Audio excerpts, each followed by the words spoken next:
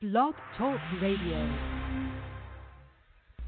Here at ACO Radio, American Communications Online, or any affiliated stations or websites are not responsible for what guests, hosts, or call-ins may say. All programming is intended for informational and entertainment purposes only.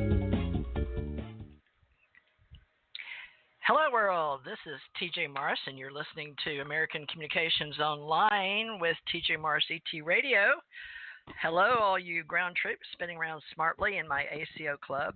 We're going to do alien contact organizers today with Dr. Bruce Cornet. He has a PhD in biology, geology, and botany, and has joined my American Communications Online, and he will be joining us today. He is going to assist us in our groups that are free in social media on Facebook, and he's never been a producer before, so I'm going to ask to you bear with us while he learns to co-produce with me and how we do our networking and our social networking with various people, including Janet Carroll Lesson, who says, Margaret Rogers Van Coop's husband, Steve Van Coop's, passed away last night, Arizona time, 11 p.m., so please send thoughts and prayers. He visited her and knocked a bunch of clothes off the rack for Sasha. I guess Janet has dead people visit her, so she's quite the near-death experiencer and psychic level person that sees dead people.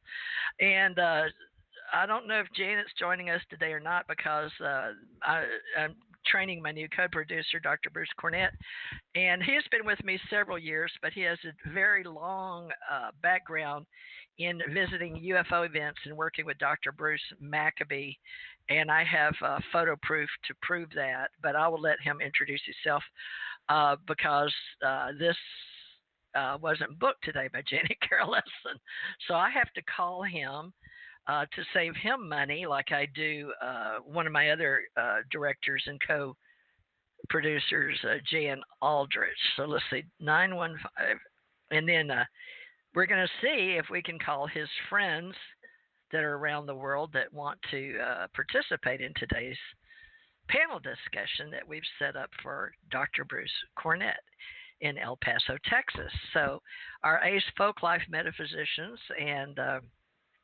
we have human behavioral biology, chaos, and reductionism for the next segment. Okay, let's see. Dial. Why am I dialing Janet Carroll Lesson? That's interesting. Okay, hold on, folks. That's Janet Carroll Lesson calling in. Okay, very interesting. We're going to learn how to do this. Dial. Is that the proper number, and why is it not dialing? Okay, folks, we have been doing this for many years. Don't get me wrong. I started TJ Morris ET Radio, however, as a company. 228. Oh, okay. Do I have the right number? Oh, I wrote it down wrong. Okay. Okay, I got it. Bruce. If you can hear me on Skype, let's see if this gets him. It helps to have a right digit in numerology. Let's see. Hello. Oh, good. Hi, is this Dr. Bruce Cornet, PhD with biology, geology, and botany? Yes. Hi, American Communications Online here in the United States of America, and you are really in human form, I'm finding out, and you are in El Paso, Texas. Is that correct? Right. I mean, you sound as if I'm making this stuff up, right? Well, I had trouble. I mean, I know there's all this fake news out there, but I'm not fake. I can pinch myself, okay? Okay. Well, we'll just have to take your word on that because this is audio only. We can't see you. This is radio, but this is terrestrial radio and telestial radio. We're assuming.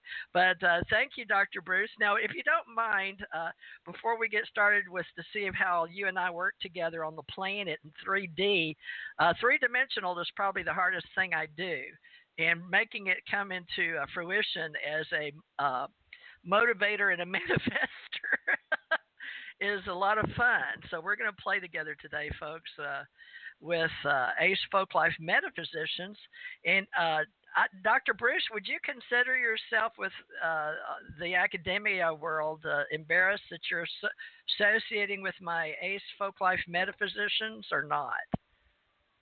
Oh, I've made that transition a long time ago. Oh, good. You don't have to worry about that. Okay. I mean, I realized that there was more to reality than what they teach in the halls of academia. That's for sure. Okay.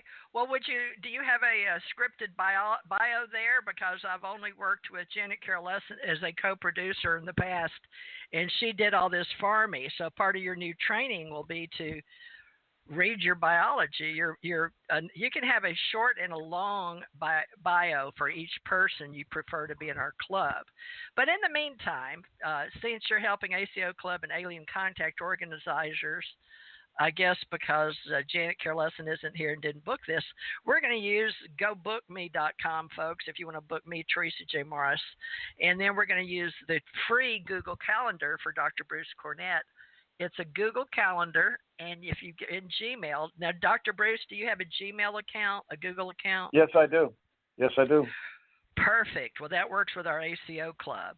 So you can hook up your free calendar to put on, and I'll help you if you're not familiar with it. It's real easy, folks, and we can color code it, and we can hook Dr. Bruce Cornet's calendar to mine.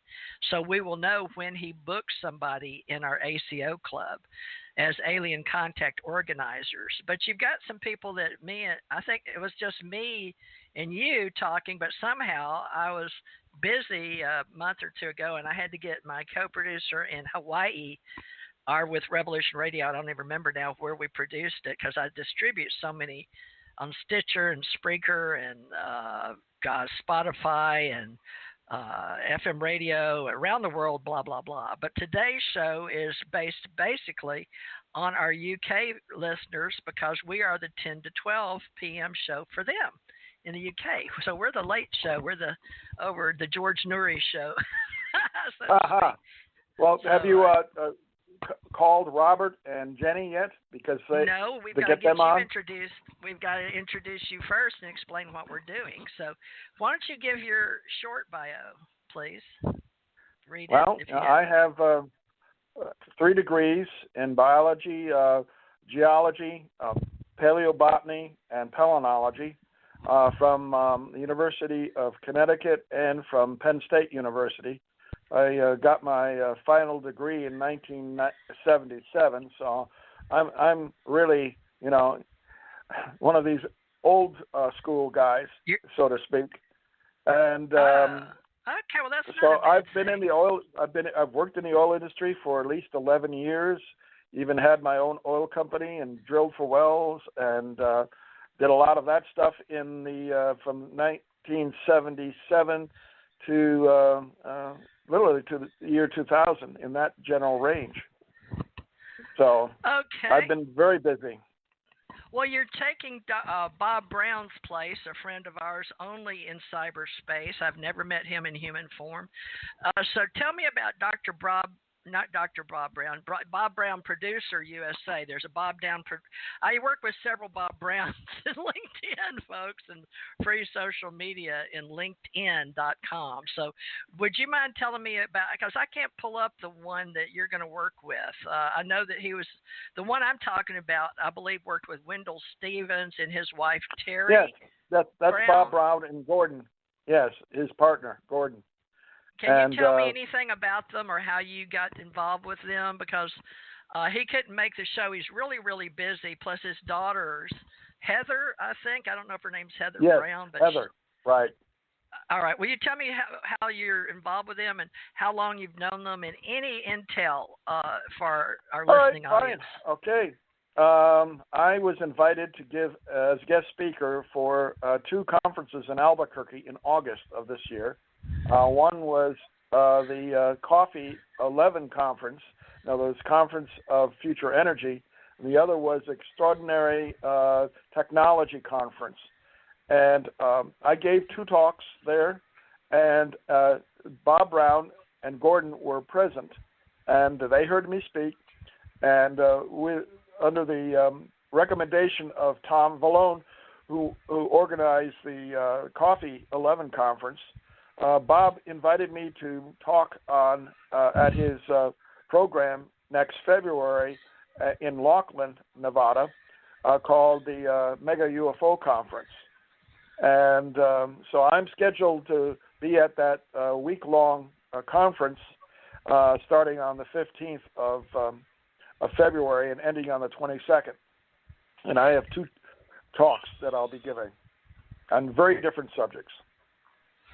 Congratulations. I understand he is an old-timer. Like you said, you're the old guys in our UFO Association or Alien Contact organizers for events. And I run an ACO event manager group, folks, that are for professionals, such as Dr. Bruce Cornet, as his colleague Bob Brown, and I didn't catch the other names very well, so I can't pronounce them. So, Dr. Bruce, tell me about this Laughlin MegaCon, our Laughlin UFO MegaCon. He sent me a banner of not a banner. He sent me what is that called? A poster? A poster? Yeah, just an advertisement. Right. Oh. An advertisement. Well, tell me what basically. you need me to do tell me how I can help you and Bob Brown with that poster and where you want me to place it. There are links to his website for the Mega UFO Conference. And also links, if you Google the various people, you go to the presenters on his website, you can see images and short bios of the various speakers. And if you look for my name, you'll get an actual video presentation by me with Chris Matthews, who is running his video advertisements. And I talk about the subject matter of my 2 talks. And so you really just need to do UFO Mega Conference and Laughlin, Nevada, and you'll pull that information up. And it's readily available. Wonderful. Now, how are you going to help me with American Communications Online? Because what does all this Laughlin UFO MegaCon stuff fall under? Is it Alien Contact or is it UFO Association and mine and your club, ACO club? Are you going to divide them? It's a large umbrella. It covers everything from really? sightings to technology. I mean, we have Tom Vallone speaking there also, and he's going to be talking about technology. And we have Barbara Lamb, for example. She's a hypnotherapist who delves into recovering abduction memories from people who think they've been abducted. And then they're going to have people like me who go out into the field and do geology and study ancient monuments and ruins. There are quite a few people. In fact, Forster is going to be there. Oh my goodness! I just have to grab the information on all of the different people. Okay.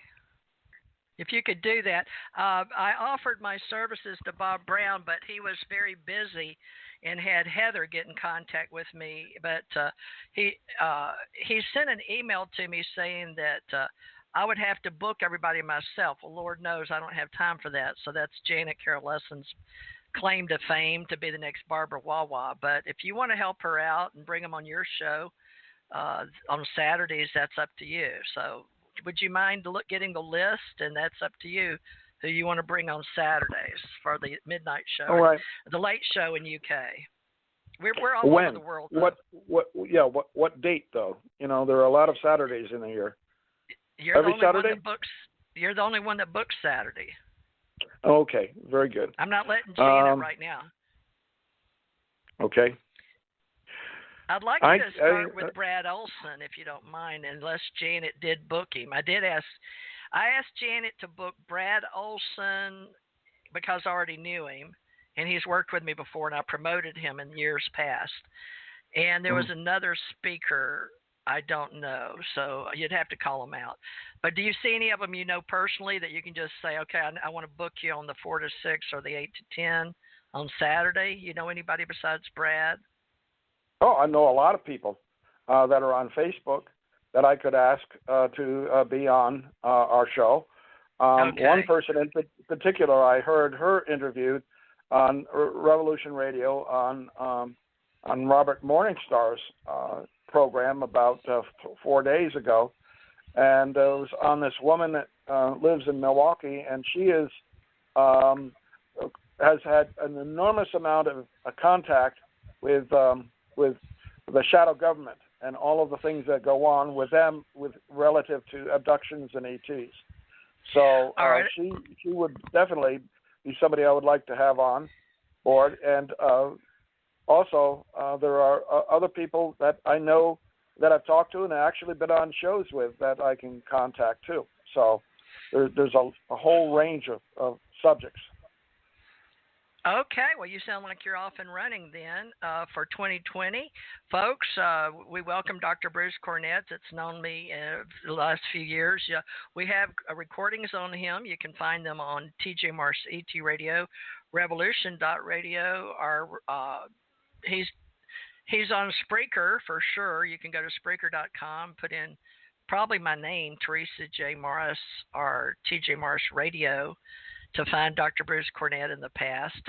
I'll just have to go find I have to do research like everybody else to find my archives because they're so vast, because we've been doing this since June 2012. Now, also, Janet broke off from me in our ACO club to run her Aquarian Radio, but she's actually been booking people that she chooses and built up her Aquarian Radio archives. And now each person, because of YouTube, everybody's following their own YouTube for audio and video, or you can put a picture up like we're going to do today for ACO Club. And we have the ACO Press Club, but I'm a senior member of the Society for Professional Journalists, spj.org. So I prefer to go from more of a professional journalist, but not everybody does that or has the credentials or chooses to do that. But I also have UFO Association, and I had that with Stanton T. Friedman, Dr. Or is it just George Filer? George Filer was an Air Force George person. Filer, right. Okay, and then Dirk Vanderploeg, and back in the 2007 era. And but since then, I don't want to pay the thousands of dollars once I built it up and let it go. I learned about websites and how much they could cost if you don't book your name every year. And now they want me to pay thousands of dollars for something I created in cyberspace. So we're going to use UFOassociation.org now. We also have UFO Association Organization for a radio platform for productions that Bruce and I will do, or Jan Aldrich. And I'm very curious, as Dr. Bruce Cornet, hopefully to step into a director position. Dr. Bruce Maccabee has been for years, and let's see, since 2014, I believe. But we start this year for 2020 till 20. I don't even know how to say it yet, Bruce. 2023. Is that right or no? Is it 2023? Yeah, it would be right? 2023 if it goes that far. I just sent you a link to the UFO Mega Conference. You can put it on your webpage right now if you go check your email. All right. Thank you. Yeah, if you have to tell me in cyberspace, folks, I'm like everybody else in 3D form. I have to learn as I go. So what Dr. Bruce did was he just contacted me while he's on the radio by the email, which hopefully you guys were promoting Google as what we do and who we do it with.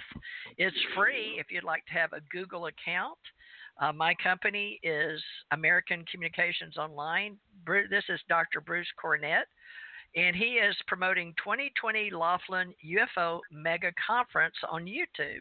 Now, if you will form you a free Gmail, you can play with us, and we will teach you how to book me. You can bookme.com is the name, and my name is Theresa J. Morris. And Dr. Bruce Cornet has the ACO Club, and he's booking Saturday. Whoa, it came on. Chris Matthews.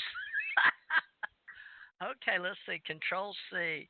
So, okay, so I guess this gentleman you said I've never heard of before, Chris Matthews. I'm going to see if I can. Yeah, he works for Bob Brown. Oh, full time? And Heather. Yeah. Yep, full time. Oh, Heather does. Is Heather a producer? She's actually a real estate a realtor, and she does this on the side. Oh, how sweet. Okay, so that must be why she was helping her father, and she probably didn't know me, and I'd never responded to her because I don't think, or if I did, it was a short email. Because I didn't know her, and I didn't know if she had her father's permission because she wasn't in my Rolodex, so to speak. So, folks, if you're not on the radar, don't expect to hear from me. Dr. Bruce can tell you that. You're going to have a very hard time getting in contact with me. He's in a very selected by member and by invitation only Rolodex. And he'll tell you it's not easy. So he's worked with me and Janet for years. And even when he's booked with me and Janet for himself, he knows it can be very complicated and very time consuming.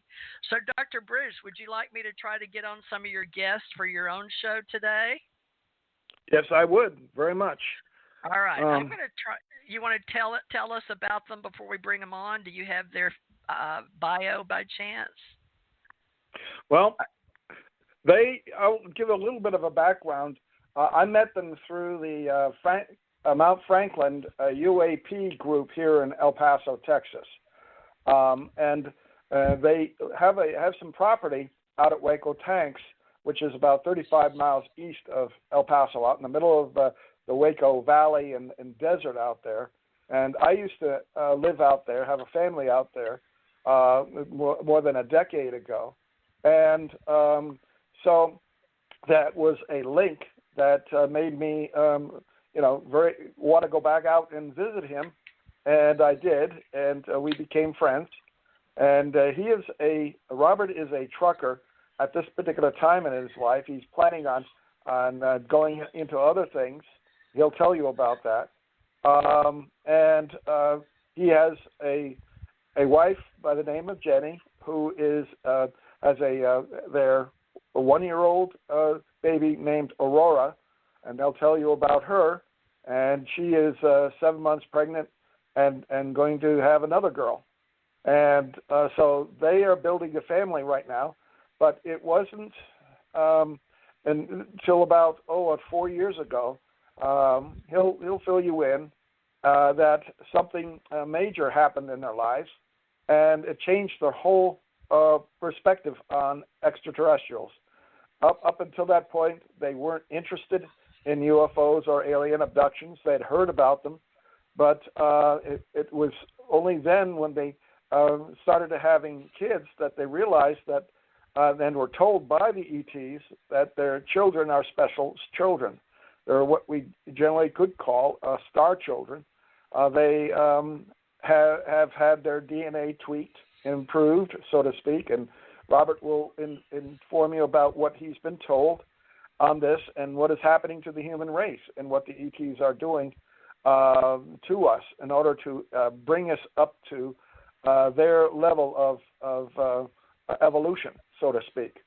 So this is they were on the cusp of new knowledge about where we are headed, and it's totally independent of the government, and you don't have to worry about what the government knows because you listen to all of the people who have been made contact with these non-humans, and they will tell you what is going on. So that's what I'm hoping to have Robert and Jenny bring you up to speed on. Okay, and I've put your well-made UFO MegaCon conference by Bruce Matthews, YouTube, and No, Chris I Matthews. guess Chris Matthews. All right, Chris Matthews. So there you go, Chris. I hope you enjoy working with Dr. Bruce Cornet as a friend of mine for years, and he's known Dr. Bruce Maccabee of our ACO club, but I've taken everything down over the years, basically the cost and expense of archiving. But I do my own archive promotions now, as I said, on Spreaker, Spotify, Stitcher, many other places with TJ Mars ET Radio. Now, apparently Bob Brown is a very, very busy person. Do you know any more about him before I bring on your other guest? Well, yeah. Well, he originally was partners with Wendell Stevens for this mega conference until Wendell passed away. And they had other people who have moved on to work with shows such as Ancient Aliens, and Giorgio Giorgio Tsoukalos, yes, was one of his partners. I love him. And, I love his hair. Right, and they wanted something more dynamic rather than just a couple times a year showing up at conferences, and he got offered the position that he has on the Ancient Aliens right now. So they are very busy at that point. So Bruce, Dr. Brown, not Dr. Brown, Bob Brown Productions is a partner of Giorgio Tsoukalos? No. Giorgio worked with Bob Brown many years ago. I don't know how many years ago. But when Ancient Aliens started to take off, he left the conference, the Mega UFO conference, and went to work with the producers for those shows. Really? I had no idea. So I love Giorgio because he used to wear his hair, not so much now, but he used to wear it like a Napoleon hat. Do you remember those days when it looked like Napoleon? You know who I'm talking about, right? Giorgio. I don't think I've seen him with that Napoleon hat. Okay. No, I meant his hair was combed that way. All right, folks, we've got Revolution Radio Club now. Somehow, I don't know how I'm going to do this. I guess I'll. Apparently, the computer is telling me I have to use algorithms and C++. Fine, I'll learn that. Revolution Radio Club, thank you very much. They want to join us. That must be Janet Carroll Lesson, our mad painter. So let me see how to do that, Bruce. I didn't know we were going to be so popular. Folks, give Bruce a break. This is his first real co-production. I imagine we can do it without you, but I will see if we have... let me ask my Revolution Radio producer, a mad painter. A mad painter, did you want to hook in Skype so we can produce the Revolution Radio Club for you and Janet Lesson and what was that guy's name? Robert Harbour. Harbour and Jenny. Or do you want Dr. Bruce to co-produce on, let's see what channel, on Blog Talk only today? Now, 4 to 6. 4 to 6 Eastern. There we go. All right, I'm asking him because they just connected to me, but now I've got to do Janet. I'm sorry, Bruce, but let's see, Skype or call in Blog Talk to connect your syndication on Aquarian to produce or co-produce with Dr. Bruce and TJ. Okay, I sent her. So now we got them taken care of. Now, let's try your new people who have actually been on one of the shows I produce. Oh, wait. Let's see if I can. Oh, no. let's see. I'm not sure how this is going to work. Are you trying to call me? No, stand by. My phone is ringing right now. I know it's on the television show. I'm on the radio show. We're calling into Revolution Radio Club. Okay. Okay, that's not working. Okay, then I don't know how to do it. That's through Skype, and my Skype producer is Thomas R. Becker. Let's see. Okay, not a problem. Let's see. Okay, I've got to at least give them a chance. Let's see. All right, that didn't work. Okay, folks, it's just because I do so many producing. I have other customers or clients. 2444122. Let me try Janet. I didn't know they were going to want to produce today, but if they want, they can get the syndication afterwards. Okay, let me just delete her number for right now. Janet, you can I'll send you the copy of this for your Aquarian Radio. Okay, I'll just do that later. Okay, let me try Robert. Maybe he can Skype in. Let's see, somebody else. Folks, I'm using several channels already, and I'm using Direct Connect, and Janet doesn't like to work with that one, but place and get. Okay, let's see, dial. Let's see if I can get Robert on here. See if he'll answer. The reason we call people hope is to save money on their communication plans, right, Dr. Bruce? It dropped. Well, I don't hear Bruce, but this is Robert. We've been listening in, so we were ready. Okay, but that's you, right, Bruce? No, this is Robert. Uh-oh. Hi, Robert. Well, Hi, how are you? Hi. Great. So you have been listening in? Yes, ma'am. Okay, great, Robert. Well, we dropped Bruce now, but I've got to get him. Now, your plan, you couldn't get in either, right? But your wife is here. Is Robin she's with here. You?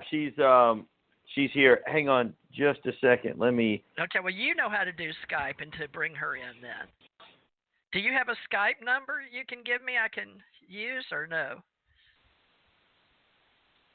Can you ask Bruce to call you on Skype and you can bring him in as well? Okay, stand by, folks. We're syndicating, and we're also using various channels around the world and various people around the world. So these are people we're training, including myself, even though I've got 8 years experience.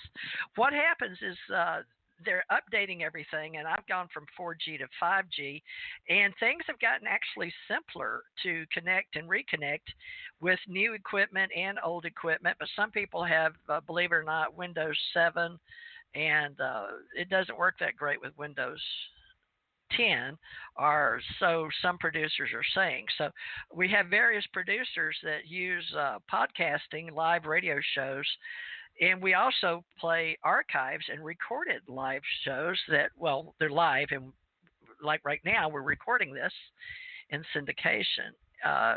Are you still here, Robert? Robert is learning to... Well, he's still here, but I guess he wants to introduce Jenny Vasquez-Harbor, his other half, and they're in different parts of the world, but I'm not sure where. So stand by in Radio Land. We are American Communications Online, and the reason we call it American is, they dropped now. Interesting. Okay, let's try this again. Okay, hold on. 915 dial. He dropped when he connected to me, so I'm not sure. Let me try this one more time. Okay, sorry about that. Okay, now do you have it? We got. Yeah, you dropped off. Are you there? Yes, I'm here now. Okay, now Bruce Cornet. Okay, let's see. Can you call me again? Let's see. Can you get Bruce on your Skype call? I tried. That's when it messed up. I thought I could just add him in because he was trying to get back in, and so I said, well, I just add him in. That's when it messed everything up. So I don't know if you want me to try that again. Let's see. Well, I've got a Skype profile. I've got a Skype to phone Skype number. Let me get my Skype number. Let's see. No, I don't want a temporary number. I've already got a phone number. By country. Folks, this is a learning process. All right, this isn't, let's see. We're going to do a Skype show later, Robert, I think. But okay. Let me I don't know, if I get you on, maybe Robert, try, let's see. I tell you what, I'm either called to call you or Bruce, but apparently, let's see. I've got you. Well, Robert, talk about you for a minute, and I will tell us a little about you, and then I will try to call him back again. But tell me a little about you. Okay. All right. Well, as Bruce has said, I'm a truck driver, and I've been driving 28 years now, and I think I said this before is. You see weird stuff out there. It does happen, but you just kind of chalk it up to, okay, people always talk about seeing ghosts and UFOs and stuff. The truck drivers always talk. So I never really thought much about it until in 2012 was when the first episode happened, and I was asleep in my bed, and all of a sudden, I got the sensation that I was floating above the bed, and I felt a drop. And when I hit the bed, I woke up and I remember hearing voices. And I thought to myself, okay, that was just a weird dream. I went outside. I checked to make sure no one was around my property. No one was out there. I said, okay, I must have been dreaming. And 2014, I had another experience. And these first three experiences happened at the end of November to beginning December on all three of them. And the second one, I felt that floating sensation above the bed once again, and then I felt that drop. That one, when I woke up the next morning, I felt this soreness in my chest. And so, once again, didn't think much about it except, that's a weird dream. I've had this sensation once before.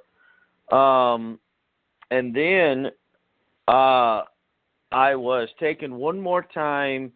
I'm trying to remember right now when that was exactly. Let me go through my stuff here. Just to let you know, that was. Bob, Dr. Bruce. Dr. Bruce, have you joined us? Yes, I'm joined with you again. Okay, were you able to call in direct because the show is now on air? Was that it with your phone? Yeah, I called your number and got onto the show directly. Yes. Okay. So is this costing you now or no because it's online? It won't cost you? Well, I don't know if it's costing me because generally I don't know about these things. I get certain the only time I know it's costing me is when the phone company tells me it's going to cost me, extra. Oh, okay. So this didn't cost you then once you were hooked on live on air or on Skype? No. I don't know. I pay for this call anyway. So. All right. Well, I know you can get a Skype number for like $12 for 3 months or something, but sometimes if you get on Skype and call in, people do that all the time. If you'd like to try that, I'll definitely hook you up. But usually it'll just show ones on my board. But you can call that 347-945. Okay, that's great. All right. Well, then carry on, Robert, until you want to bring on your wife, but is that okay, Dr. Bruce? Because I'm going to mute and then let you take over to ask questions. Okay, all right. Very good. All right, I'm going to show, I'm Skyping, I'm here and producing the show and listening, but I've got to watch several boards. So I'm going to mute, and Dr. Bruce, you'll be in charge of asking questions. Okay. I'll be here listening if you need me. Okay, just tell me. Hi, Robert. Okay. Hey, Bruce. How are you Continue today? with your discussion because you're getting to the interesting part. And I've Yes. Well, she hasn't called in yet. I guess I can add her in so she can hear. Let me add her in. But the third time I got taken was when on December 5th, 2016, and I know that specifically because I was home and I had just went and done my physical the day before. And there was nothing that I know of in my ear before that. And on the 5th, they came that night. On the 4th, they came that night. It was actually on the morning of the 5th, but it was 2 o'clock in the morning. And I got taken that time, and this was the first time I realized that something real was actually happening. Because normally when they would bring me back and drop me off, they would just drop me on the bed from about 2 feet up. And I would later learn through regressions with Dr. Joe Lewis and Barbara Lamb, both of them I've done regressions with, that they were dropping me for a reason, to try to wake me up to see what was happening. But in this particular incident is on December 5th of 2016 was where they dropped me and I landed on one of our dogs. Now, we have 2 little Chihuahuas and a German Shepherd. And I landed on the little white Chihuahua, and she let out a yelp. I'm telling you, it woke everybody up in the house when I landed on her. And so I sat there the whole night trying to just come to terms with what was really going on. I mean, I the only memory at that point before I had started doing regressions was the floating above the bed, being dropped, and hearing voices. And then I would have soreness in different parts of my body. And, you know, the first one was in my chest, right there at the bottom of the sternum where it's a little bone, it's called the xiphoid process is. And they grafted something right to the xiphoid process. And then I have one in each ear. So you call these implants? Well, I mean, that's the general term for them is implants because, I mean, they're implanted in your body. Most people that have them, that's what they would call them, would be implant. I don't know if there's any other term for them, but yeah, as far as I know, everyone calls them implants. So, and they are implanted into the body, usually subcutaneous or you know, through the ear like mine were. My other 2 were. But I also have 2 behind the eyes that I want to do a regression with Joe Lewis. Hopefully this holiday season, if we got time to get together, I'm going to try to get together with him and do a regression and see if we can get more information about the implants behind the eyes. But yeah, we've gone from both of us, Jenny and I. We didn't believe in this. We didn't understand any of it. We didn't know that this stuff was really real, to becoming well, full-on believers now. So. Well, that's very interesting. And has anything similar happened to Jenny? Well, she, before we ever got together, she remembered being taken and dropped on the couch, but she was the same way. And it's probably better to let her tell that story because she knows better than me what happened. But she would get dropped onto the bed or the couch, wherever she was laying at the time. But yes, you know, when it came to her getting pregnant, that is a whole story in itself. Number one, she was not able to get pregnant before this. And then all of a sudden, we started getting visitations from the tall grays, and they were telling us that she was going to get pregnant and that we were going to have a baby, and the baby was going to be special. And then later on, and this happened over a period of about a week and a half before she conceived. Then they started telling us that our baby was going to be a hybrid. Well, I didn't know what a hybrid was. I had no information or clue or anything about a hybrid. And that's what led me to Barbara Lamb. And Joe Lewis and Barbara Lamb knew each other, so Joe Lewis said that, when we found out that she was going to have a hybrid, he said that would be the best person to talk to. She is the authority on hybrids as far as I know, and everything. She's done so much research on hybrids, and she is an authority on that. Yes, yeah. In fact, her most famous book, which she co-authored with Miguel Mendonça, was Meet the Hybrids. And I always tell people about that. If you want to know what the hybridization program is about, read her book. I mean, it's in there. I found that book very interesting, and there's a lot of good information. And she chronicles, I think it's 12 hybrids that are here on Earth. She chronicles 12 of them and their stories. What I find interesting, Robert, is that Barbara lives in California, and Dr. Lewis lives in El Paso. And yes. How did you get to both of them back and forth? You told me that your trucking routes would take you through to those places, and you scheduled your trucking jobs so that you could go to meet with Barbara, correct? Correct. Yes.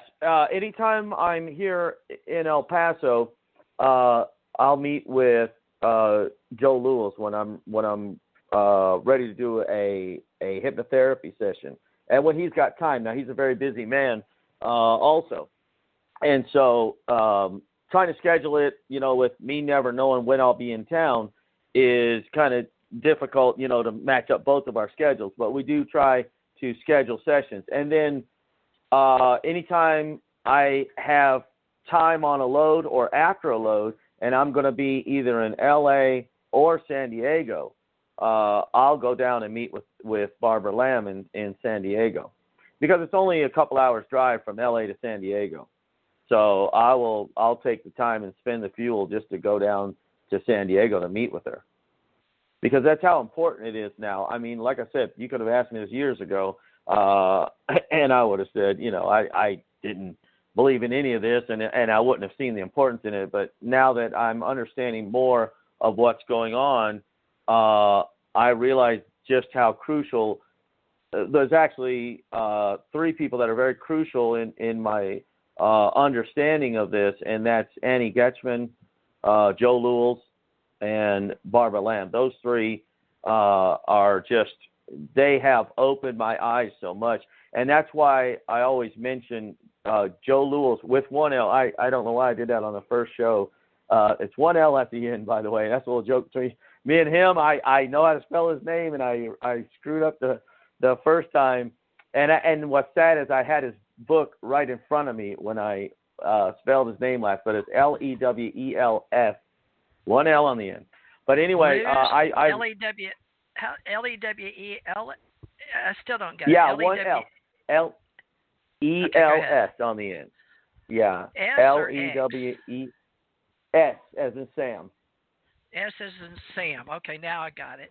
All right. Well, yeah. Bruce is doing a good job keeping you on target, so we'll train each other to help keep people on target. But you have some good topics today, and I've put that Janet Carolson and Dr. Bruce Cornet, PhD, like to share how the extraterrestrial presence has shaped our lives, why the hybridization program is important for humanity. Now, wasn't there a third topic I'm looking to see? Do aliens mean extraterrestrials also? in a good and evil dualistic culture. That's interesting. And do ET aliens, divine beings, have to use implants on us? So that was it. Implants and how those implants help us. Well, that's a good conversation. Do they help us or not? But is that something you and Jenny, because Jenny's very pro like me. She's like a ET believer, I believe. I really liked her energy last time. So are you going to be able to bring her on? Yes. Oh, Janet. Okay, hold on, Robert. Janet Carolesson is going to syndicate. Janet Carolesson, is that you? Hi. Yes. Hi, you figured out how to syndicate. Yay. All right, I'm not syndicating. I'll record and download later, and upload later. Yeah, but I will put it out to my network. So what's going on? What are we doing today? Dr. Bruce Cornet is introducing our ACO club to the world through Patreon for me, and he got Robert to join and they're suggesting some ideas. Since Dr. Brown, I wonder, there must be a Dr. Brown in the world. One of the Bob Browns that we have in LinkedIn couldn't attend today, so I asked Dr. Bruce Cornet to produce instead as a co-producer in his stead for the Laughlin UFO Con is what's going on. However, he had already booked Robert Harbert and Jenny Vasquez a month ago to continue where they started. And when you came in, he was correcting, like we do in newspaper or on websites, a name and introduction of a book. So, Robert, repeat that for Janet and tell us where we are in the conversation. And I'm going to mute Janet. Okay. Well, Dr. Joe Lewis is he's a certified hypnotherapist and is also a researcher and an author and a journalist. Yeah, well, he has a PhD in journalism. Yes. But he's just a fantastic individual. And I tell you what, the reason I mentioned his book the first time was because when I read Rulers of the Earth, which is his second book, and I was telling Bruce, make sure you read the God Hypothesis first. I read the second one first because that's the first one I found on Kindle. And so anyway, when I read Rulers of the Earth, everything that the ETs had been telling me, at least the ones that I've been meeting with, I know there's many groups of ETs out there, but the ones that I've been meeting with have everything just coincided with what he was talking about in Rulers of the Earth. And when he went to Qumran and he talked about that in Rulers of the Earth, I mean, it's a very powerful story in there. And I was like, wow, a lot of the stuff that he's talking about in there, and it would take me forever to go into all the details, so I don't want to go into the detail, but it just coincided exactly with what they were telling me about. There is a universal consciousness. We look at this consciousness as God. All religions are basically pointing to that singular consciousness that is the universe. And that universe is alive and conscious. And we are all a part of that consciousness. And we are all players in it. We're like the cells of the body. We can't see the whole body from being one little cell. We can't see the whole body, but we know that we are a part of it, even if it's only on a subconscious level. And he goes into great detail in that. And I couldn't believe just how much on track he was.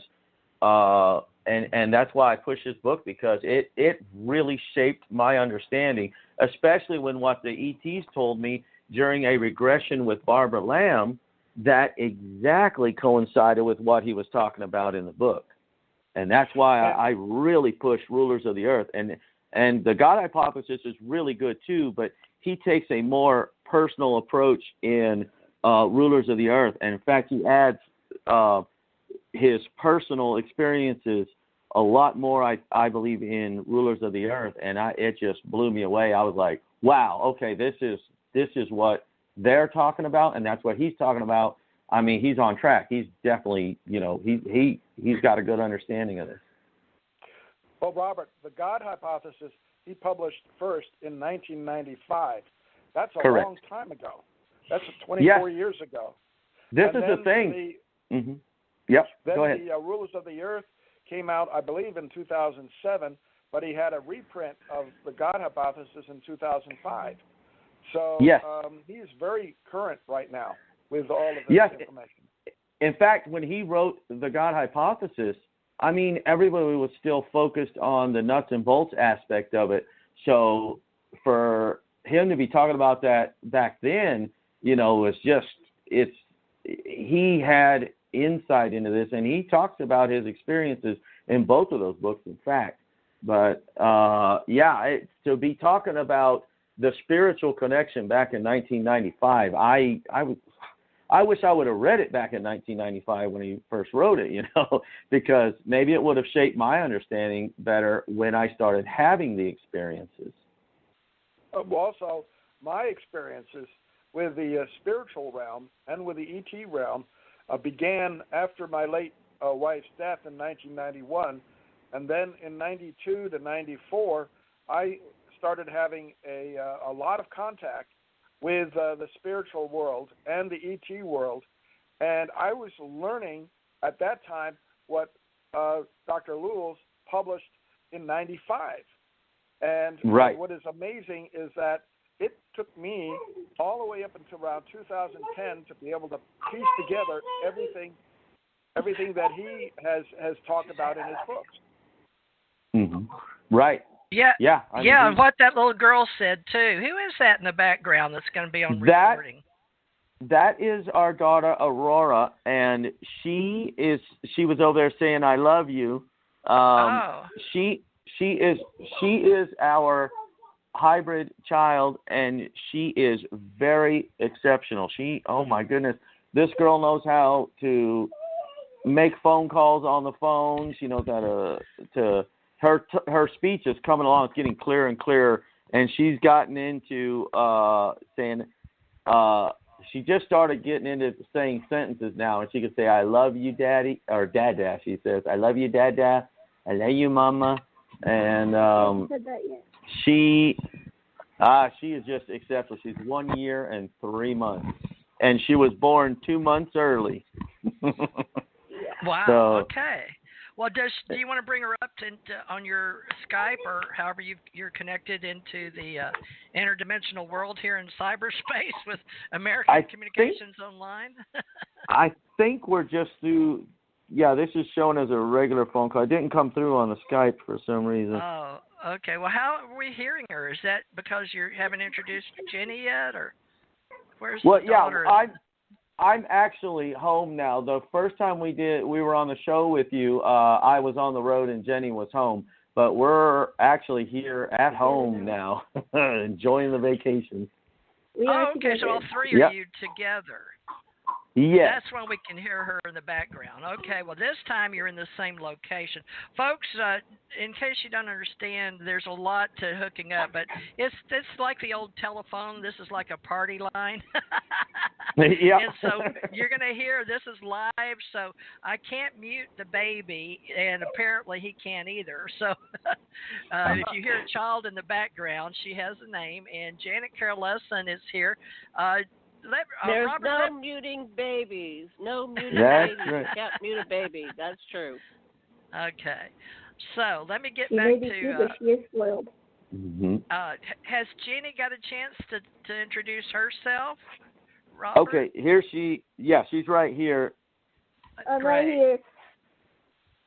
Hi, Jenny. Would you go ahead and introduce yourself and give our listening audience, because we keep these archives. This is live, but would you tell people, I just really enjoyed you last time, as did Janet. You've got a very positive outlook on what's going on. But share a little bit about who you are and how the child came to be. Well, my name is Jenny. I am 21 years old, and I've had Aurora. She's, as you know, 1 year and 3 months, but throughout the whole pregnancy, I had so much trouble. I couldn't eat anything. Anything I ate just came right back up.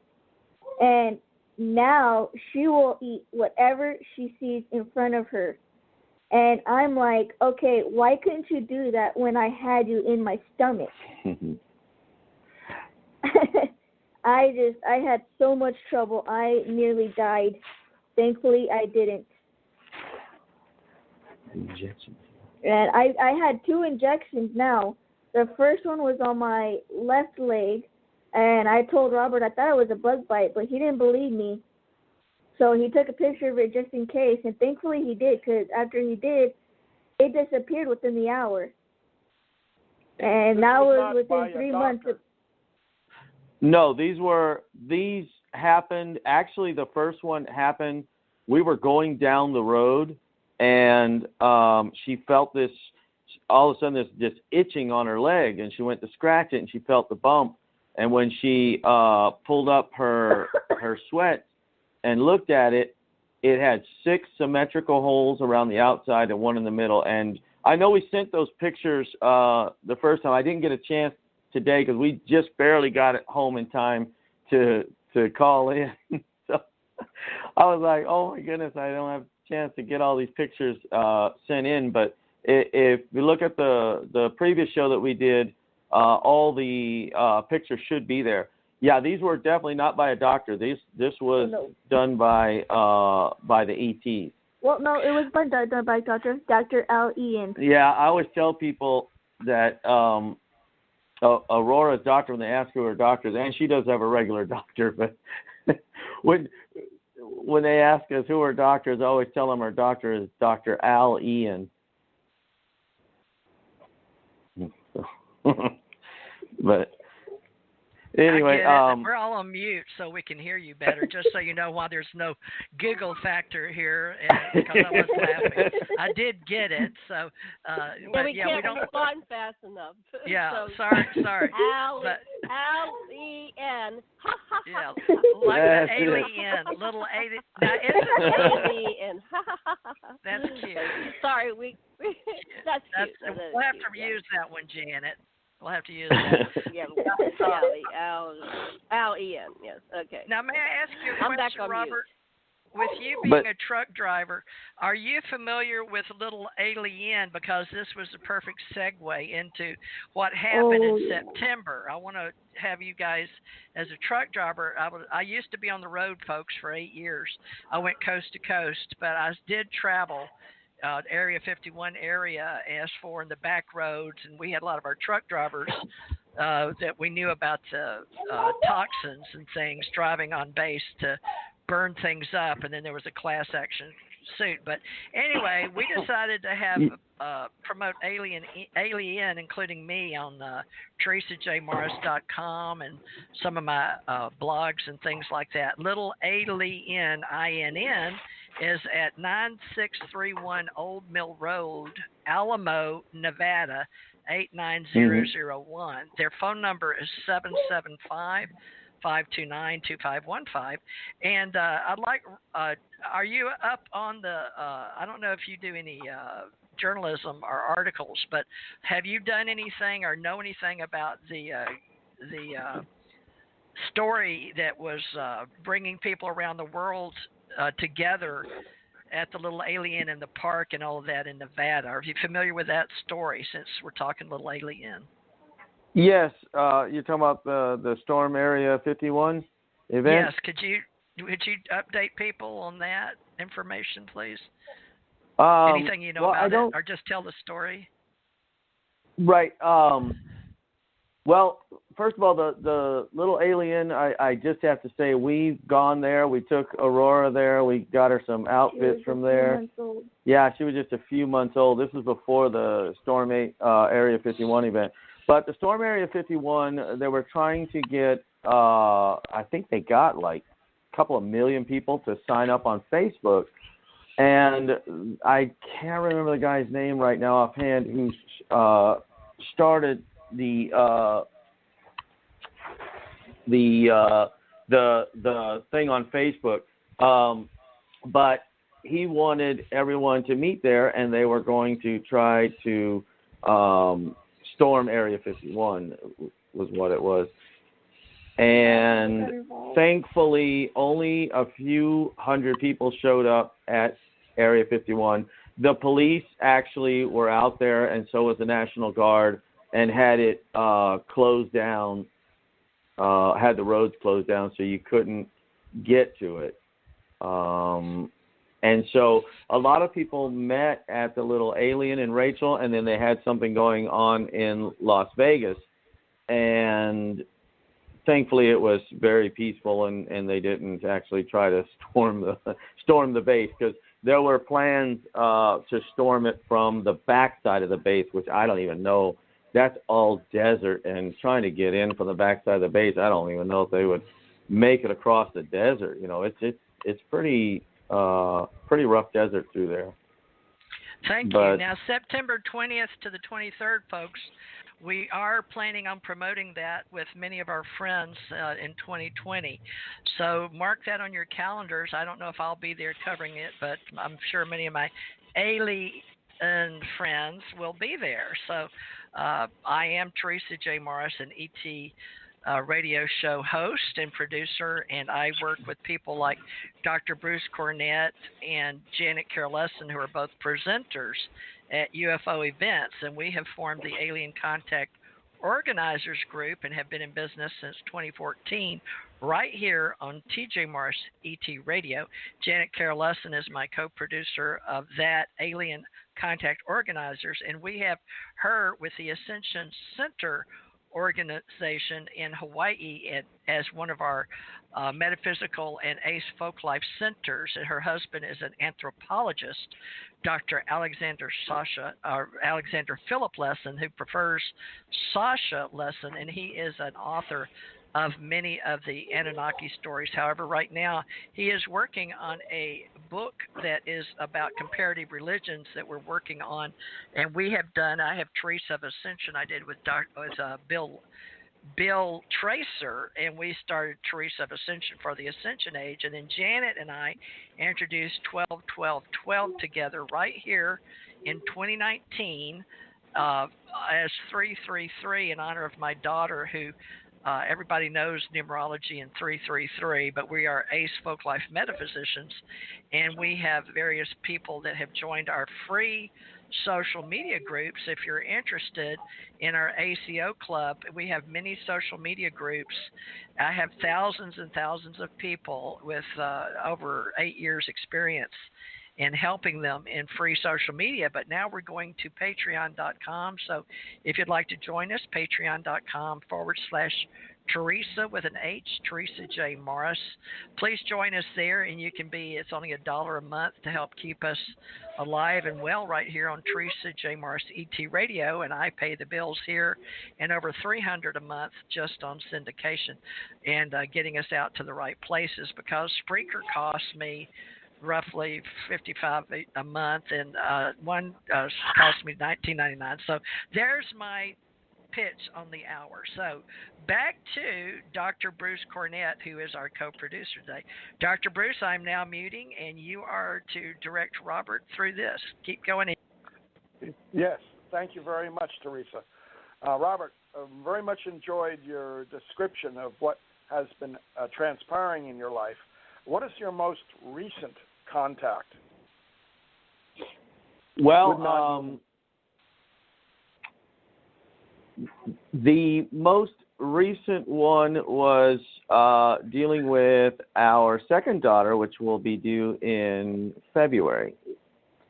And what happened was, now the first injection that Jenny got was in the right leg, and it had 6 symmetrical holes around the outside and 1 in the middle, and it was raised up about 1 centimeter to 1.5 centimeters.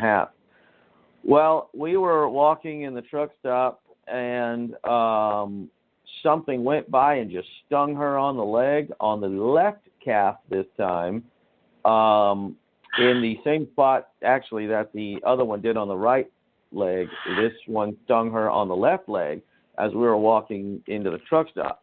So she said, something just stung me. And I said, okay, well, let's look when we get in the truck stop, because it was dark. And so we went in the truck stop. And the time period that both of these injections happened were right between the first and second trimester. So she got in the truck stop, and I went ahead and took a picture there. She was lifting up her leg so that I could get the picture. And thankfully we did, because I said, when we get back to the truck, I'll get better pictures of it. But by the time we got back to the truck, it was gone. But I have pictures of it that we took in the truck stop, and it was the same thing. When I looked at it, I was like, oh, my goodness. I said, look, it's the same 6 holes and the one in the middle. And, with the first baby, they were visiting us pretty often, letting us know what was going to happen and everything. Well, for our second baby, I mean, we really didn't have any contact, and we thought, well, okay, maybe this one's just going to be a normal child. But when that happened, we knew then that she was going to be a hybrid.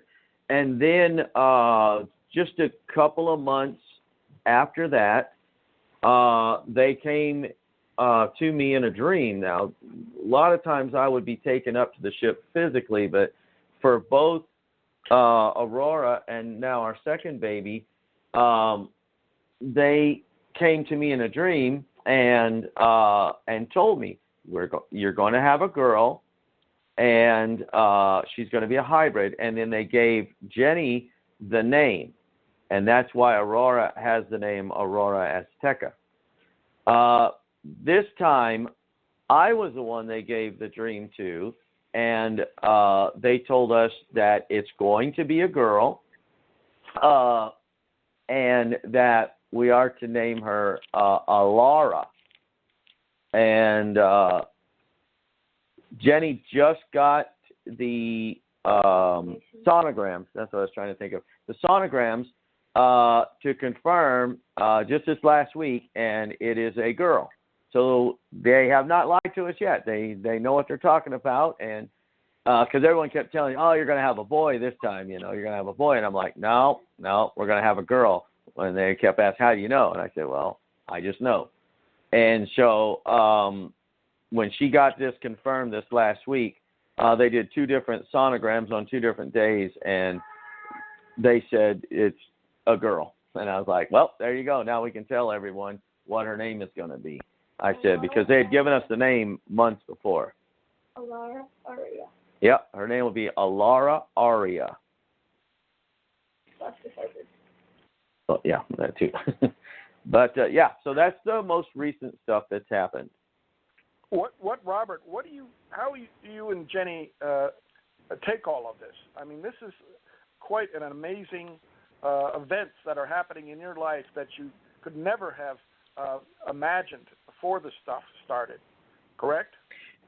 Correct. Well, I mean, it takes a good bit of understanding of what is really going on, and that's where probably I would say the research came in, because I didn't know. Like I said, I had no clue what was going on, and it took doing research and hypnotherapy to understand this. But we all are hybrids. We are all hybrids. The ETs have been working with the human race for thousands of years, and they have been manipulating our DNA. All that these hybrids, the ones that we call hybrids, are just the next step in our evolution.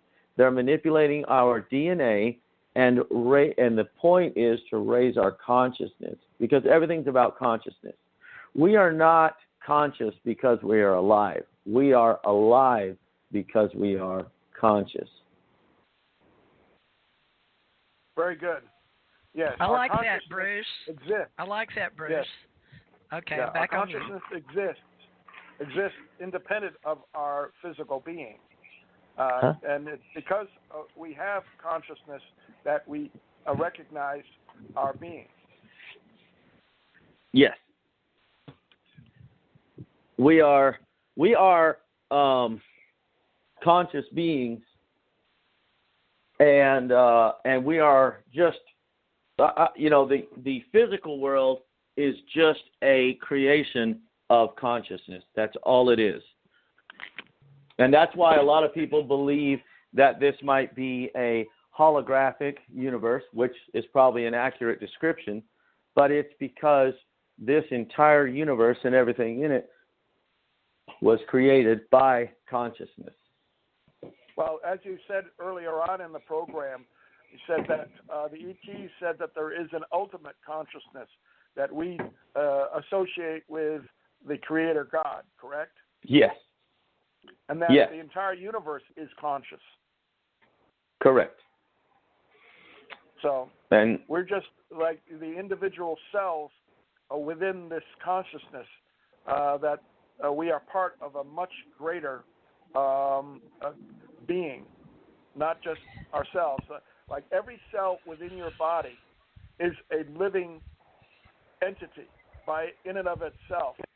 And all the cells of our body work together to create our being, our physical being. Correct. And that is something that is still hard for some people to realize, that we are not just a single being. We are made up of trillions of individual living cells. Right. Now, Robert, together. Robert, I would like to invite you to be in our human behavioral biology group as an interdisciplinary type of realization and relevant background, because many of us are confused by human behavior and patterning and what we're relearning, and many of us aren't religionists, are scientists, are spiritual. I happen to prefer spiritual science as a metaphysician, but that's by choice with my ACO Folk Life group. And you may notice that in our logo with Dr. Bruce Cornet, with the Alien Contact Organizers with Janet Carol-Lessin, we have ACE Folk Life on the top, which was formed with Dr. Lessin in anthropology, but actually it was my logo back 2003 with my husband and my mother as T.J. Morris Publishing, and then we did folk festivals. So we tie into Washington, D.C. and the Smithsonian, and music. My first ministry was music ministry, so we also help musicians that are part of this. But I just wanted to say that, and I need to let Janet at least get 5 minutes on here. She doesn't have any typing or hammering in the background, so I guess she gave the roofers off today. But Janet, would you like to add anything about our ACO Ascension Center network or anything about websites that we have?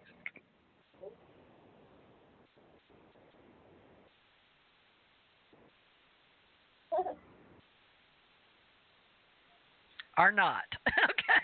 Okay, Dr. Bruce, back to you. I never heard her, so she may be stepped away. She's on. She just got herself on.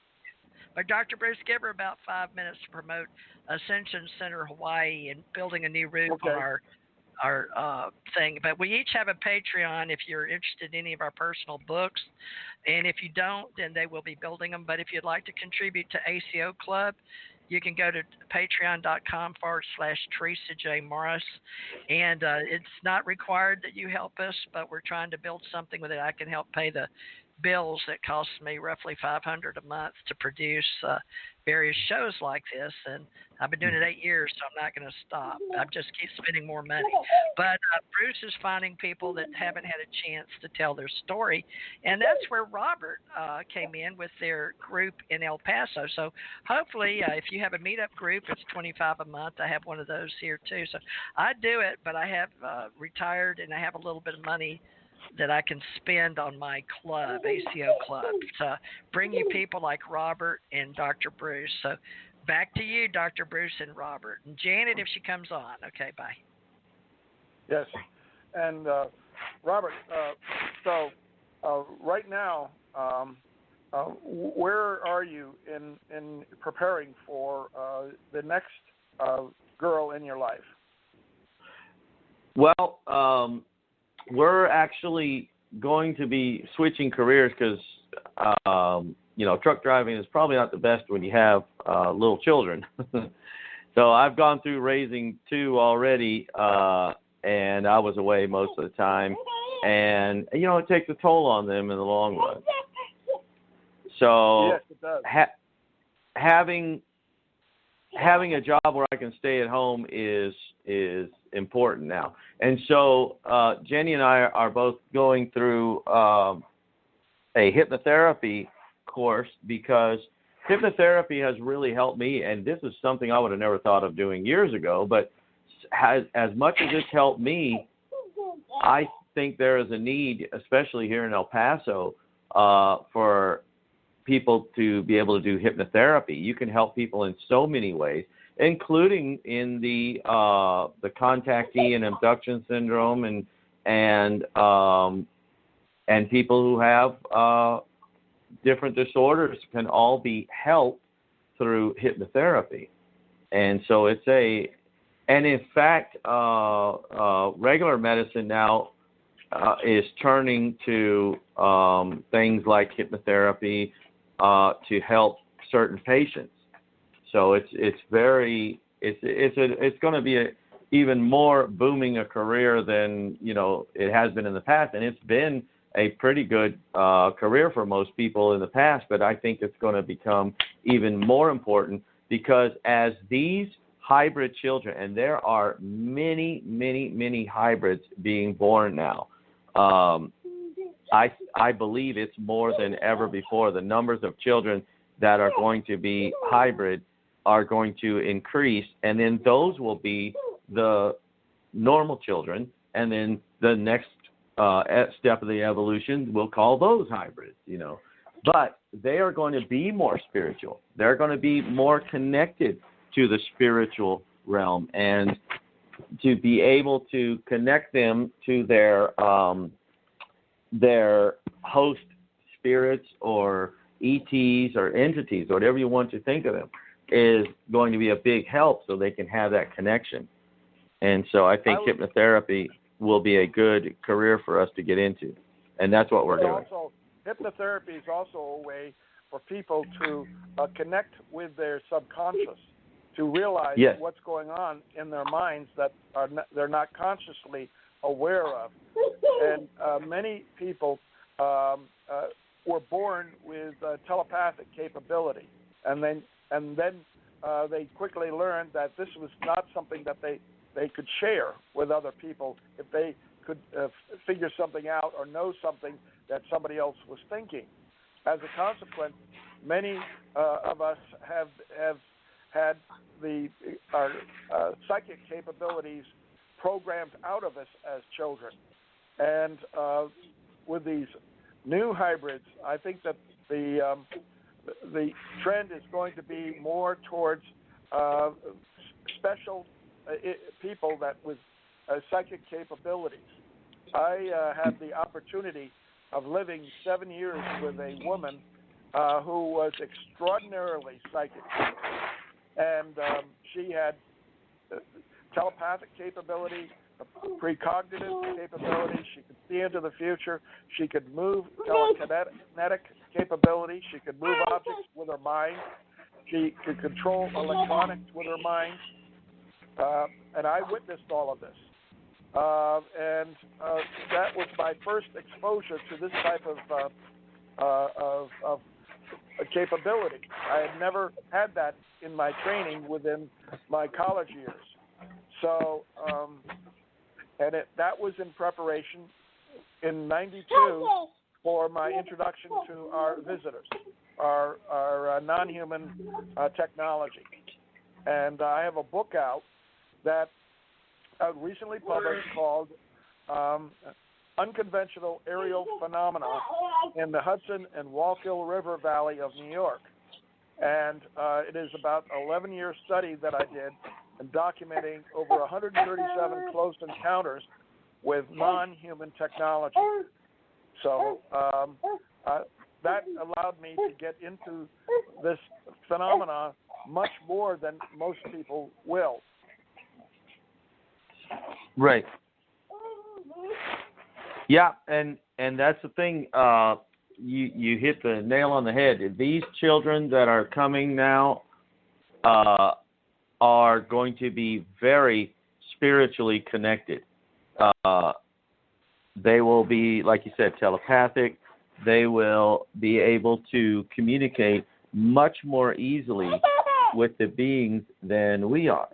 Sorry, my daughter is she's trying to get to the phone. We're fighting her to keep her from the phone. She wants to get on the phone and play. So, but yeah, the children that are coming, and a lot of them are already here. They're going to be much more telepathic and much more spiritually connected. And that's not something to be afraid of. No, that's the important no, thing. And I think that it's. Oh, go ahead. I think that's part of the training of the populations is to realize that this is not something to be feared and to be rejected, but we're going to have much more sensitive people capable of understanding other people in ways that we normally in the past have relied on language and body language as well as vocal language, and now we're going to go into the realm of telepathic language as well. Yes, and you brought up another good point, and they brought the ETs brought this up during my regression with Barbara Lamb, is that there will be much fear, and there will be those that are spreading fear among the population. Those in power, the biggest fear they have is losing power. And right. If the population realizes that those that are in control are not really in control, then they think there will be anarchy or something among us. But in actuality, it's this that is happening has been happening to us from generation to generation, and this is just another step. There's nothing to fear. These kids are our kids. I've heard people say, well, then they're here to subvert us. They're here to replace us. And it's like, no, this is the evolution. This is our story of evolution. This is how the human race was created and has evolved. I said it's not been alone. You can look at, there's a lot of people doing research in this area.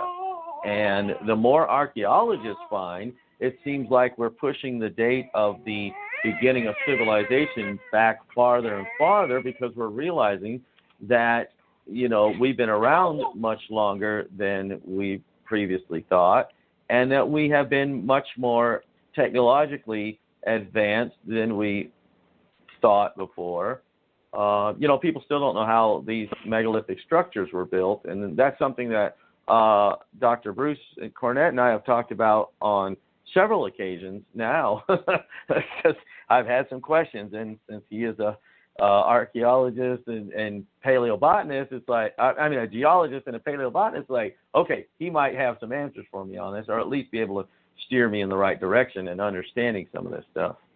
Well, a couple things that I'd like to share with our audience is that Mark Carlotto, who worked on the face on Mars and demonstrated that it is not a natural structure on Mars, has just published a book called Before Atlantis.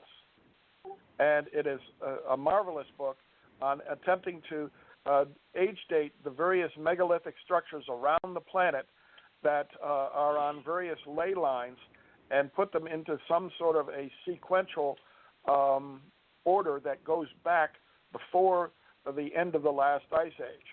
And this is something that most archaeologists and anthropologists have been afraid to do in the academic circles.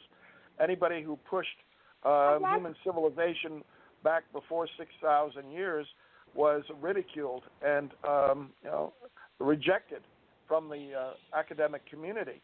Now we're pushing the timeline back to Göbekli Tepe around 11,800 years, 12,000 years ago, and realize that we weren't just a bunch of rock-chipping, fire-making hunters and gatherers, that there was somebody that was passing information on to us back then that represents a civilization that was much more advanced than we are today. And that was one of my major discoveries back in the early 90s when I was working with Richard Hoagland, and I discovered that the remains of a huge pyramids and other structures, including a face on Earth here in southern New York State. and people have not wanted to grab onto this. I have a website over in the UK that deals with the Cydonia II complex, and this was a series of pyramids, and the original face on Earth is the one that was copied on Mars, but it existed during the last interglacial over 118,000 years ago. And now we're coming up with more information that goes back to human civilizations that were at least 130,000 years ago. And Graham Hancock just came out with a new book called America Before. And he's pushing a lot of new discoveries back to 25, 35, 50,000 years ago. So everything's in a state of flux. And the best thing I can say is hold on, make sure your seatbelt is securely fastened and your tray is in an upright position, because we're going to go on into a flight into the past that's going to seem like going into the future, and that there were advanced civilizations that existed on this earth long before Atlantis that were capable of space travel and building huge pyramids, not just on Earth, but also on the moon and on Mars. And this is all going to come out in the near future. Yeah.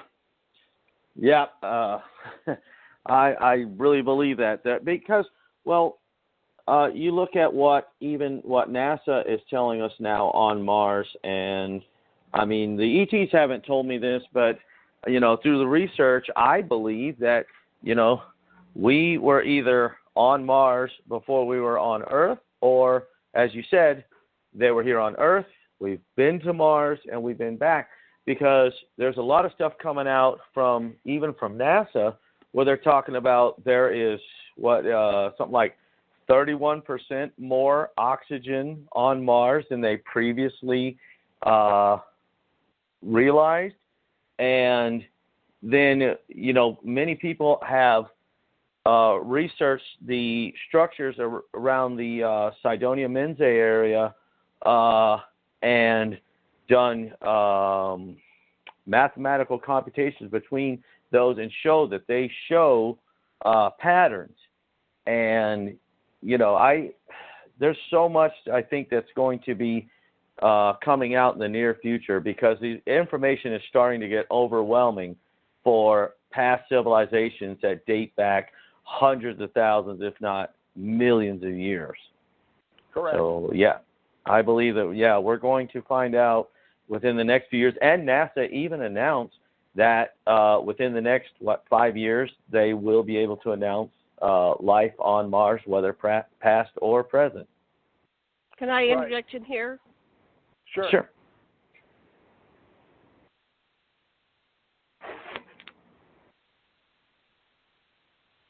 Hello? Janet? Can you hear me? Yes. Now we can't, Yes, Janet. I I don't can hear know what's going on, but it's not. Can you not hear this me? video. Yes. You can hear me. Okay. Yes. My husband and I have written 5 books on the Anunnaki, and Mars definitely had a transshipment station. They were mining the gold from South Africa and around the world eventually, and they were sending it to Mars in preparation, because it had not the atmosphere, the gravity field wasn't as heavy as the Earth, so they would gather it there, do some initial processing, and then ship it on to Nibiru to coat their atmosphere, which was being depleted. Like we have a hole in our ozone, they had a hole in their ozone, and radiation was getting in. It was destroying the Nibiruan population. That's one of the reasons why they sent the expedition to the Earth, and then they created the human Anunnaki hybrids in order to, first of all, create a species that was more viable here on the Earth because it was indigenous to the Earth. So they hybridized DNA onto the Anunnaki and made the species. So we've had this hybrid program going for about 300,000 years or more with the Anunnaki, and then they show in the spaceport. There's a spaceport in South America. I forget the name of it right now, but it shows all the different aliens that carved in the side of this wall. And I'll ask Dr. Liss what the name of it is. I'm drawing a blank right now. Hi. And so, yeah, and the face on Mars, Nima, when she was coming through on her way to Earth, was asked by her father, King Anu, to stop by Mars because they had sent Alalu and his aide to Mars to die there. He was like banished to Mars because they had a fight. And anyway, long story. So Anu said, please stop by and see if, what happened to Alalu. And so she revived his aide who was still alive. Well, I think actually when they die, if they're not dead too long, they can revive it. The Anunnaki know how to revive the dead. And so since Alalu was the first Nibiran to die on a foreign planet, she built the base on Mars. So they had this equipment that they could literally carve into solid rock. And so that's Nima's design. And, of course, Hoagland discovered it, and then I guess something happened since this, 76, 77, when Hoagland started talking about it, because it's all bombed out now. But for a while there, for 20 or 30, 40 years, we got to talk about the face on Mars. But there's a whole town there, and it's called Sedona. Sedona? It's like Sedona. It's Cydonia. Cydonia, yeah. It's Cydonia. And Cydonia is a replica of, I forget where it is, Asbury. It's replicated on Earth. I read the Hoagland books years ago. It's been too long. Saw the videos years ago, so don't remember all the nuances, but too much information.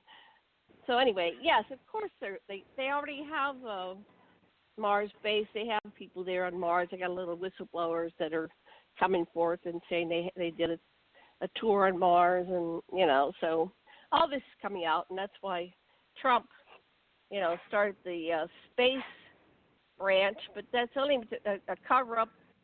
So then when it happens, they say, "Oh, that was our secret stuff that's been there." Yeah, because there's too many whistleblowers coming out now, so they need to have a cover story. So we started the Mars base, and then they'll come out and say, "Oh yeah, it was there all along," or "It's been there for 20 years," whatever. So who knows what they'll reveal finally, but that's part of the background. So I'll pass the talking stick to somebody else. Well, thank you very much for that information, Janet. Excellent. Thank you. Thank you for all your information. This is how we connect the dots. When we come on and everybody tells their piece of the story. And, part of why they subparse it into different people is that we can't hold it all. Human mind cannot hold it all. So we put it into there's only one of us at the top anyway, so we put little pieces of information into our various avatars, right? And then we get together and talk about it and go, "Oh, yeah, I know that, and you know that," and then we get the whole story. So pieces of the puzzle. Right.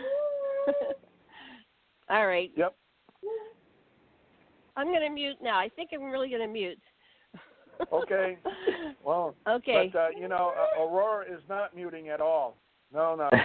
She's participating with us. We're trying to keep her quiet, but she's not happy. She's wanting to play and everything else.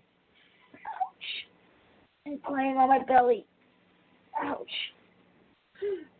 Oh, Robert, one of the things that you have done is all of your hypnotic regressions. You've had them recorded and you've transcribed them, correct? Yes, except the first two that I did. Because at the time I really didn't.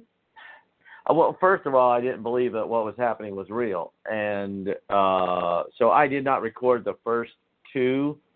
But since then, yes, I record my sessions and then I transcribe them. Yeah, I've read some of them, and that's very important to get that information out. I would like to see that information on the internet, on some web pages, or you put it in a book and describe your adventures. Yeah, I know. I always tell people I am, by no stretch of the imagination, an author or anything else. I wouldn't even know where to begin to write a book, but several have told me that I need to write a book on this and about our experiences and what's going on. And I actually I have stuff written out, but honestly, I don't know where to even start with a book. I would definitely need some help on that, some guidance. You're going to get the help. I can be sure that you will, even if it's ghost help. And you'll have a ghost author helping you. Yeah. But yeah, I'd be interested. I wasn't at first, and in fact, when I went to Contact in the Desert, Joe Lewis and Barbara Lamb and I were all there together, and Joe and I got to really do some good talking over there, and he was under the same impression that I should really be writing this stuff out. And I have to admit he's right, because I don't think I don't know any other way to get the information out. Obviously doing the radio shows like this is really good. I'm very pleased and thankful for TJ having us on and Janet having us on, because that's really the only chance I've had to really talk about it. But yeah, I guess I need to start writing a book. I don't know where to start, like I said, but I'll hopefully, like you said, I'll get the help and maybe get this written out. Well, Robert, that's what I've been doing for years. My mother taught me, and we have TJ Marks Publishing. But I started on Lulu.com, which we can always add to your book there. But what I've been doing all these years is training people to do it themselves, so at least they can get something going. And then after you get so many books sold yourself, sometimes some of the bigger brands will pick you up, but it's not like the old days. Matter of fact, let me get a Mad Painter on here to share this. A Mad Painter is T.R. Becker, Thomas Reuben Becker. He is our general manager for ACO Radios, as well as the co-director of American Communications Online and ACO Association. And he has formed Allied Command Organization, a department of American Communications Online, and has joined us. This is T.R. Becker, formerly known as the Mad Painter. And the Mad, can you hear us? Yes, sir. And you are too. Well, we appreciate you being here. We understand you just woke up. We have Dr. Bruce Maccabee of the ACO Club here, who has joined us with Allied Command Organization and Ascension Center Organization, Janet Carroll Lesson of Hawaii. Mad Painter, could you tell us a little about what the Allied Command bi-monthly that we're doing?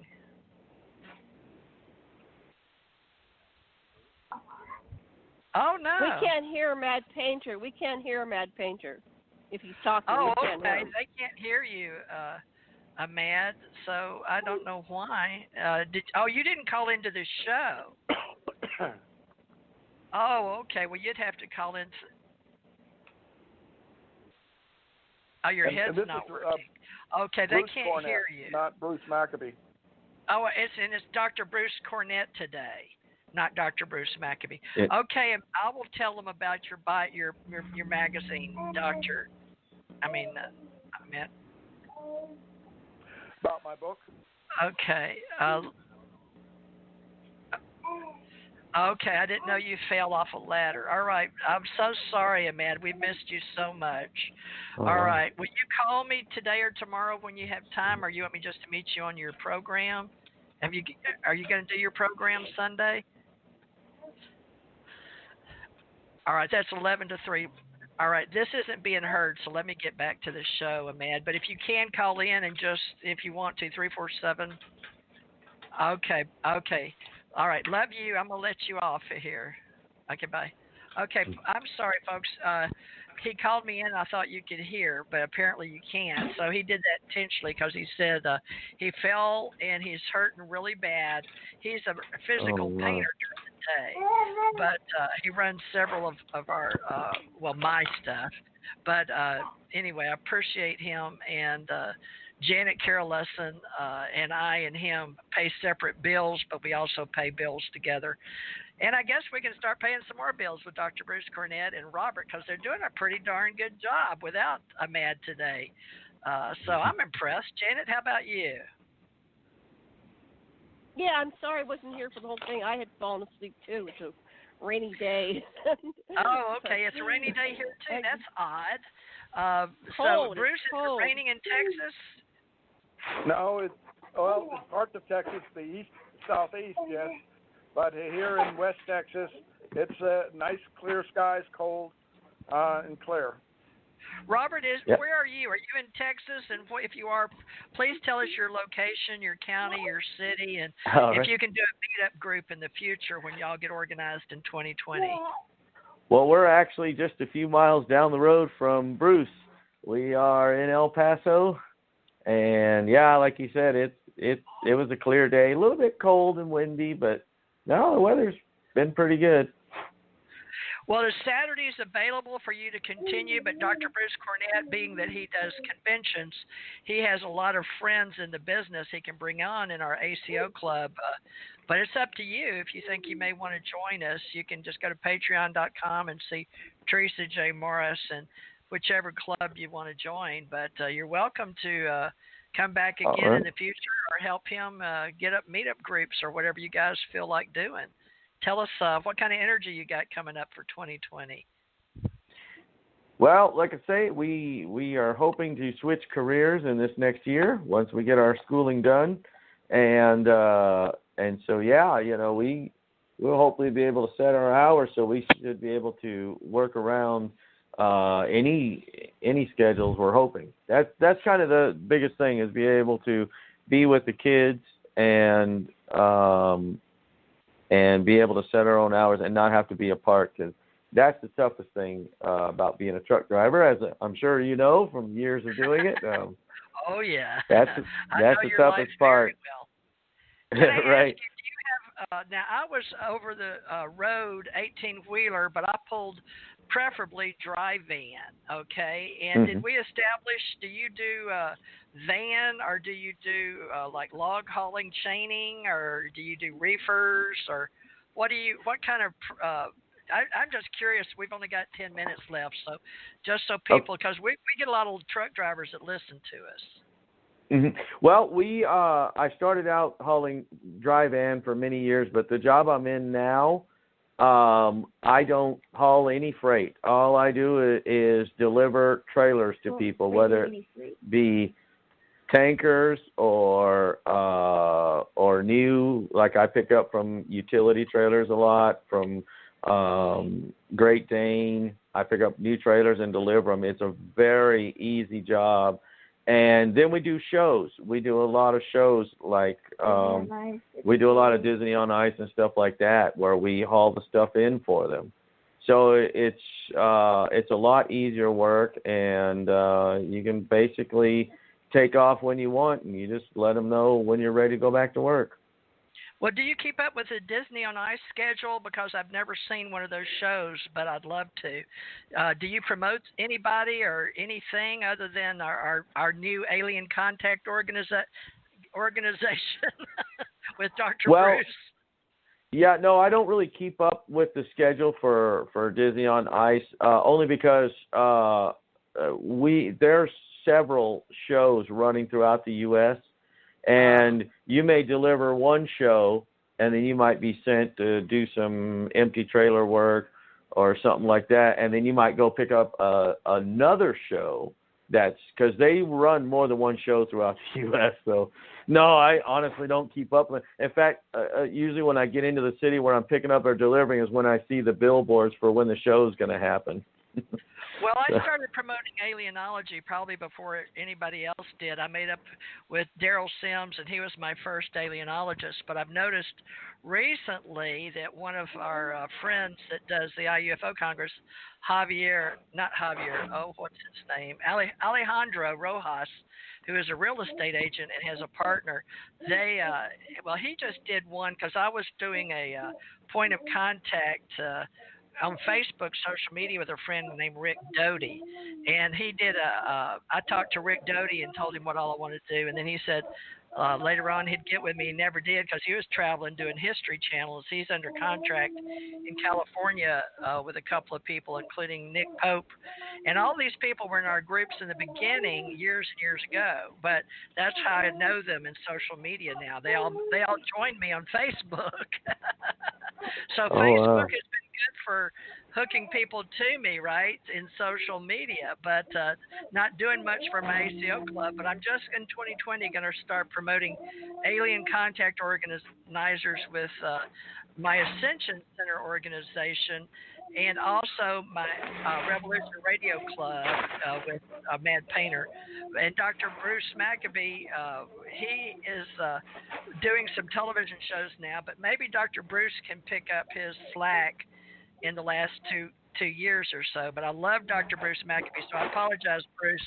No disrespect by mentioning you were Bruce Maccabee. It's a Freudian slip, Dr. Bruce. Tell us how you know Dr. Bruce Maccabee, please. Bruce, tell us how you know him. And, we know each other since the 90s, and have met at various conferences in New Jersey and elsewhere. And we got to respect each other's work quite a bit. And then the History Channel had us on together on a special called UFO Vortexes, which aired in March of 2008. And that was about a holographic image that was projected over a farm field that I photographed in April of 1993. And Maccabee looked at that image and analyzed it for on the show and said that there's nothing that we have that can produce an image like that. And in essence, that this is technology that's well beyond anything that we currently have. And now that show is on YouTube. You can actually go and Google UFO Vortexes and UFO Hunters and watch that show again. It's pretty good. Everybody that has watched it has told me that they really enjoyed it. So just for everybody who wants to see Bruce Maccabee and me, you can go watch that YouTube presentation. And I have seen that presentation. Many years ago, in fact, now when I was first starting to research into this, when you had emailed it to me, I was like, I know I watched this one, but I was watching the UFO Hunters all on YouTube, and I remember that episode. I never did get to tell you that, by the way. Yeah, one of the funny things happened with me. I mean, I've been on a number of television shows in the 90s and early 2000s, and I had my stepson didn't know I was on a show when he was watching television, and suddenly I appeared, and it just freaked him out. He said, "Oh my God, Mom, Bruce is on television."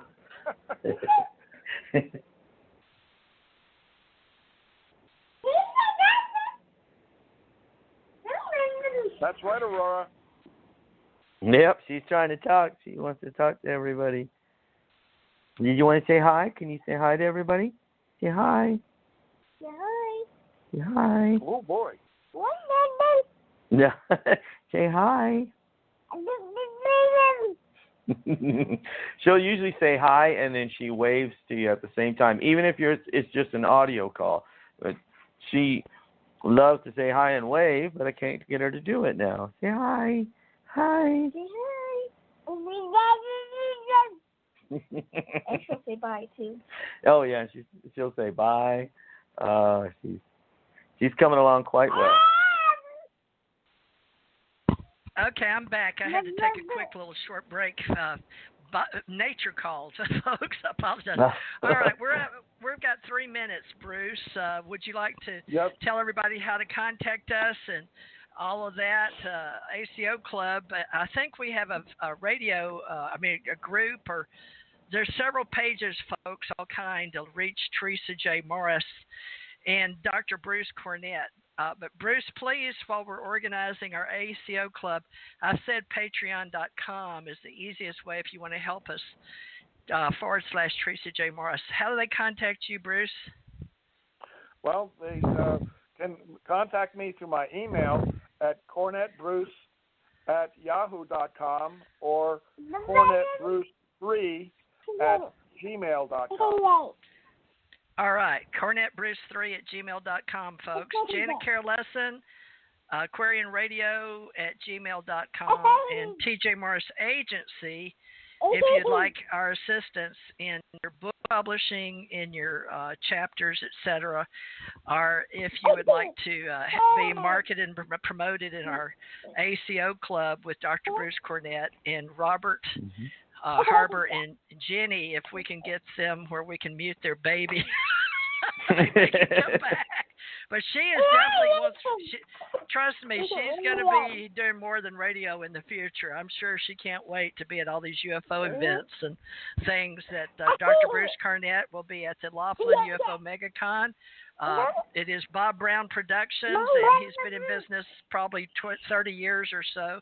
And Janet Carolesson with Dr. Lesson in our Ascension Center organization in Hawaii. And we'll be getting together, folks, with Janet Carolesson, and she's going to be doing a show tomorrow, Sunday, 8 o'clock on Revolution.radio.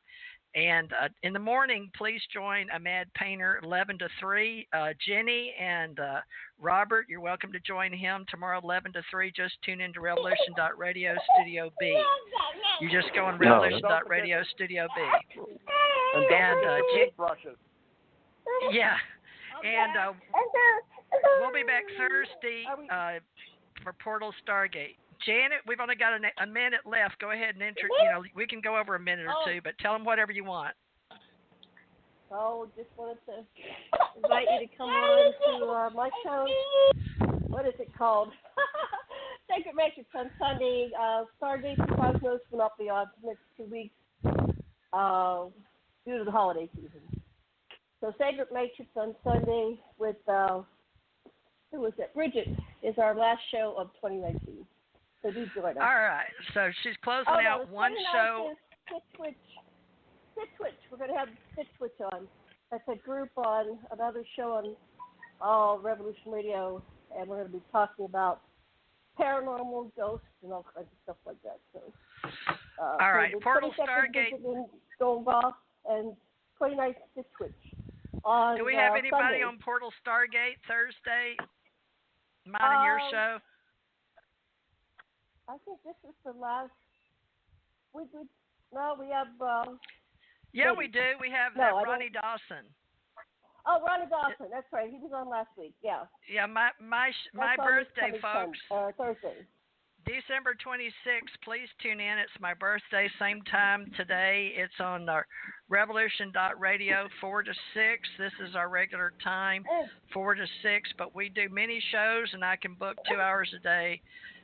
Every day, and I have many other 24-hour radio stations, and I can book you, just make you one on Skype and throw it up on your YouTube channel if you want to help us market and promote our ACO club. Dr. Bruce, if you're interested in a UFO association, there's a directory, folks. It's only $1 or $2 a month. If you want to put your photo and bio and your link to your patreon.com, I'll be doing that. So, Dr. Bruce, do you want to sign off? I will sign off, and thank you very much, Robert and Jenny, for your contributions, and thank you, Aurora. Thank you for having us. Now, you're going to be back? Dr. Bruce, do you want to do a show next Thursday? No, Saturday. Let me do some searching. I have some other possibilities for people to interview next Thursday, okay? But that's the day after Christmas. And there's no problem with that?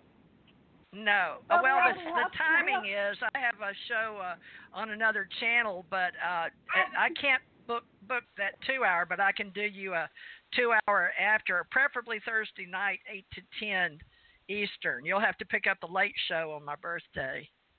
Okay. If you can book the 8 to 10 Eastern, whoever you want, 8 to 10 on Thursday, and then 4 to 6 on Saturday.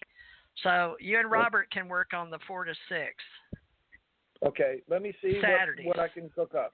Okay. Thank you. All right. You did a good job producing, co-producing. Thank you, Janet. And Janet and I will be back Thursday for sure, and maybe Bruce and Robert on Thursday, if not Saturday. We hope for sure. All right. Thank you, Robert. All right. You did a good job. Learn that Skype so you can help bring people in. I will. All right. Bye-bye. Love and light. Thank you, everybody. Good night. Thank you. See Thank you online. Thank you, Robert. You're ACO Club now.